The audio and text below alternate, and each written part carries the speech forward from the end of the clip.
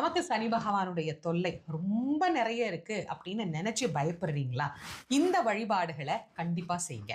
நான் எப்போதும் சொல்லக்கூடியதுதான். நீங்க சிவனை வழிபாடு பண்றீங்க அப்படின்னா மாசில் வீணையும் மாலை மதியமும் அப்படின்னு ஆரம்பிக்கிற பதிகமும், வேயிறு தோழி பங்கன் விடமுண்ட கண்டன் அப்படிங்கிற பதிகமும் பாராயணம் பண்ணுங்க. கண்டிப்பா நீங்க பயப்படவே தேவையில்லை.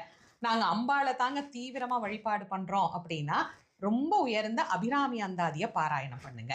முருகனை தாங்க நாங்க வழிபாடு பண்றோம் அப்படின்னா நான் பலமுறை சொல்லியிருக்கேன், நாள் என் செய்யும் வினைதான் என் செய்யும் என்னை நாடி வந்த கோள் என் செய்யும் அப்படிங்கிறத தைரியமா படிங்க. நாங்க பெருமாளை கும்பிடுறவங்க அப்படின்னு சொன்னா நரசிம்மரை வழிபாடு பண்ணுங்க. எந்த கிரகத்துக்கும் பயப்பட வேண்டாம்.